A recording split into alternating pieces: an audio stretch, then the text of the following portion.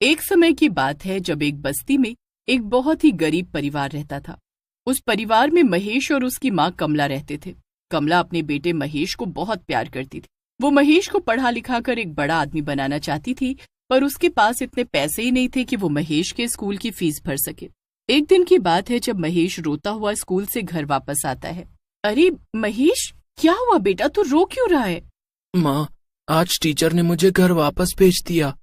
बोल रही थी कि पहले स्कूल की फीस भरो तभी स्कूल आना। क्या ऐसा बोला टीचर ने? हे भगवान, अब मैं फीस भरने के पैसे कहाँ से लेकर आऊं? भगवान मेरी कुछ मदद करो।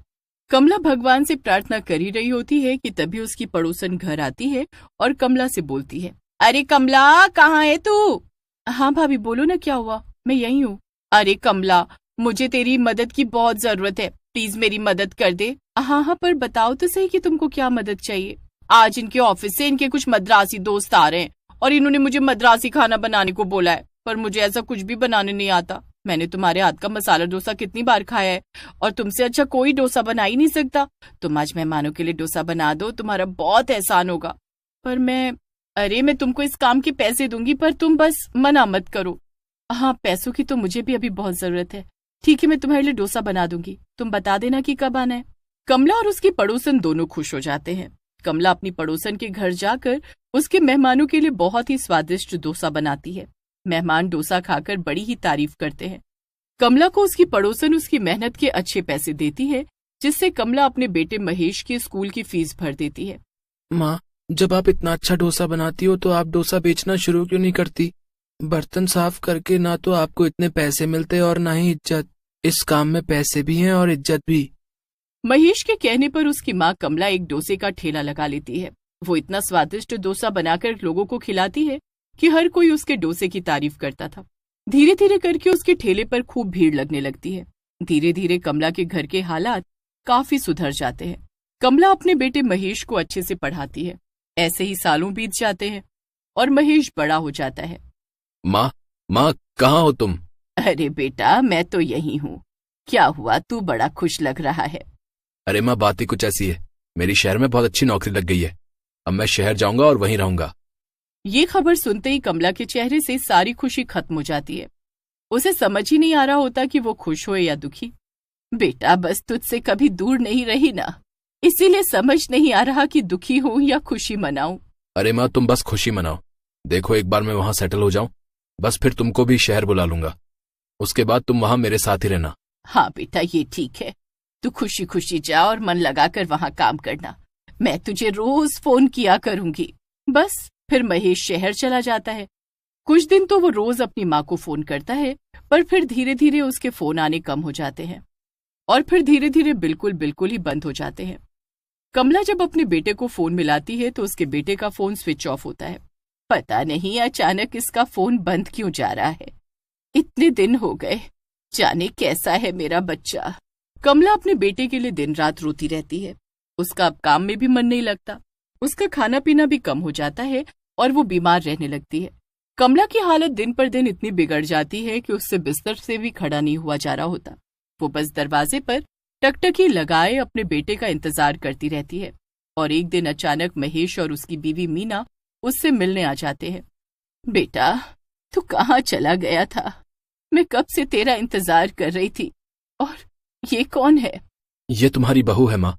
मैंने शहर जाकर इससे शादी कर ली थी। हम दोनों बहुत खुश थे, पर एक दिन मेरी नौकरी चली गई माँ। धीरे धीरे हमारा सब बर्बाद हो गया। अच्छा, इसीलिए आज तुझे अपनी माँ की याद आई है। मुझसे गलती हो गई माँ। आज मुझे तुम्हारी बहुत जरूरत है। मेरी मदद करो माँ। हाँ माँ जी, हमें माफ कर दो। तू अपनी माँ को भूल गया, पर मैं तुझे नहीं भूली। आखिर माँ हूं ना, मैं तेरी मदद करूंगी। देख, उधर डब्बे में मैंने कुछ पैसे जोड़ रखे हैं, वो तेरे काम आएंगे। दुकान में सब सामान ऐसे ही रखा हुआ है, तो तू डोसे बनाने का काम शुरू कर सकता है। इतना कहते ही कमला दम तोड़ देती है। महेश अपनी माँ को उठाने की खूब कोशिश करता है, पर वो दोबारा नहीं उठती। महेश को अपने किए पर बड़ा ही दुख और शर्मिंदगी होती है। महेश और उसकी बीवी मीना वहीं रहने लगते हैं और अपनी माँ के दिए पैसों से डोसा बनाने का सब सामान ले आते हैं। हम सब सामान तो ले आए हैं, पर क्या हम माँ जी जैसा डोसा महेश और मीना दुकान की सब सफाई करके सब कुछ तैयार करके डोसा बनाना शुरू करते हैं। पहले मीना डोसा बनाने की कोशिश करती है, पर बार बार उसका डोसा चिपक जाता है। देखो ना, मुझसे तो ये डोसा बन ही नहीं रहा, बार बार चिपक जाता है या तो फिर जल जाता है। अब महेश डोसा बनाना शुरू करता है, पर महेश तो मीना से भी ज्यादा खराब डोसा बनाता है। क्या देखो ध्यान से कितना खराब डोसा कैसे बनाते हैं। हम कभी माँ जी जैसा डोसा नहीं बना सकते। महेश और मीना एक भी डोसा नहीं बना पाते और थक हार कर दुकान में बैठ जाते हैं।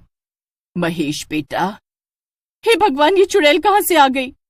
तुम मुझसे डरो मत, मैं तो बस तुमको दुखी देखकर तुम्हारी मदद करने आई हूँ। कैसी मदद? मुझे डोसा बनाना आता है, मैं तुम्हारे लिए डोसा बना सकती हूँ। तुम परेशान मत हो, तुम दोनों के अलावा मुझे कोई नहीं देख पाएगा, इस बात की चिंता तुम मत करो। और बस अब जल्दी से लोगों को डोसा खाने के लिए बुलाओ। चुड़ैल बस फिर अपना चमचा उठाकर एक के बाद एक ऐसे डोसे बनाती है कि मीना और महेश देखते ही रह जाते हैं। महेश फटाफट बाहर जाकर लोगों को आवाज देने लगता है और उन्हें डोसा बड़ा ही पसंद आता है। चुड़ैल बस एक के बाद एक पूरी स्पीड में डोसे पर डोसे बनाती जाती है और मीना प्लेटों में लगाकर ग्राहकों को देकर आती है। दूसरी साइड महेश डोसे की पैकिंग कर रहा होता है।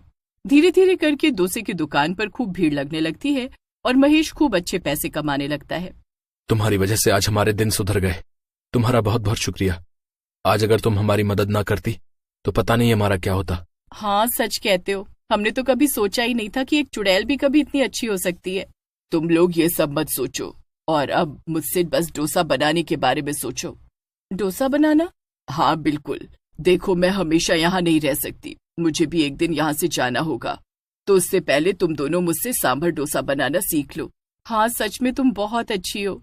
तुम एक चुड़ैल से लगाओ मत लगाओ, मुझे यहाँ से जाना ही होगा और बस मैं चाहती हूँ कि जाने से पहले तुमको सब सिखा जाऊं। चुड़ैल महेश और मीना दोनों को डोसा बनाना सिखाती है, पर दोनों में से किसी से भी डोसा नहीं बनता। कभी वो डोसा जला देते हैं तो कभी चिपका देते हैं। चुड़ैल ये देखकर खूब हंसती है। अरे, इस तरह डोसा बनाओगे तो सब देखकर ही भाग जाएंगे। इसको आराम से तवे पर फैलाओ और बस 1 मिनट बाद ही इसको फोल्ड कर दो। महेश और मीना खूब मेहनत करते हैं, पर उनसे एक भी डोसा ठीक से नहीं बनता। वो दोनों बड़े निराश हो जाते हैं। तुम दोनों ऐसे हार मत मानो, एक दिन में तुम ये नहीं सीख पाओगे। तुम्हें मन लगाकर मेहनत करनी होगी और कितनी बार कोशिश करोगे उतना अच्छा बना पाओगे। महेश एक बार फिर से कोशिश करता है और उसका डोसा एकदम बढ़िया बन जाता है। महेश तो खुशी से फूला नहीं समाता। देखो मैंने कितना अच्छा डोसा बनाया है। देखो माँ, देखो ना। तुमने अभी मुझे क्या बोला? नहीं, उसके बाद तुमने क्या बोला? झूठ मत बोलो, तुमने अभी मुझे माँ बोला था, मैंने खुद अपने कानों से सुना। महेश एकदम चुप हो जाता है और उसे समझ नहीं आ रहा होता कि वो क्या बोले। चुड़ैल बार बार महेश से जिद करने लगती है और फिर महेश एकदम से बोल पड़ता है। हाँ हाँ ठीक है, मैंने तुमको माँ बोला था, क्योंकि मैं ये बात अच्छे से जानता हूँ कि तुम कोई चुड़ैल नहीं बल्कि मेरी माँ हो। ये बात सुनकर मीना एकदम सुन्न पड़ जाती है। चुड़ैल भी बस महेश को देखती रह जाती है और कुछ नहीं बोलती। ये तुम क्या बोल रहे हो? ये तुम्हारी माँ कैसे हो सकती है? हाँ, मैं तुम्हारी माँ कैसे हो सकती हूँ? मैं तुम्हारी माँ नहीं हूँ, मैं तो बस तुम्हारी मदद करने आई थी। एक माँ होती है जो मरने के बाद भी बच्चे को तकलीफ में नहीं देख पाती, और एक हम जैसी नालायक औलाद होती है जो जीते जी भी माँ बाप को सुख नहीं दे पाती। हम जैसे लोगों को तो इस दुनिया में भी रहने का हक नहीं है। तुमने मेरी खातिर दिन रात मेहनत की और मुझे पढ़ाया लिखाया, मेरी खुशी के लिए मुझे शहर तक भेज दिया, पर मैंने एक बार भी तुमको वहां याद तक नहीं किया। एक बार ये ख्याल नहीं आया कि मेरी माँ कैसी हालत में होगी। तुम यहाँ पल पल मेरे इंतजार में कमजोर होती गई और तुम्हारी सांसें तो मुझे बस देखने के लिए अटकी हुई थी, जो मुझे देखते ही निकल गई। मुझे माफ कर देना माँ, मैं बस अगले जन्म में तुमको ही अपनी माँ देखना चाहता हूँ, और सच में इस बार तुमको छोड़कर कहीं नहीं जाऊंगा। उस दिन उस चुड़ैल का अपने बेटे और बहू के साथ आखिरी दिन होता है। उसकी आत्मा को शांति मिल जाती है और वो वहां से गायब हो जाती है। महेश और मीना को उनके जाने का बहुत दुख होता है। अगले दिन से वो उनके बिना ही दुकान चलाते हैं। महेश और मीना की डोसे की दुकान हमेशा अच्छे से चलती रहती है और वो अपनी दुकान का नाम भी अपनी माँ की याद में अम्मा का डोसा रख देते हैं।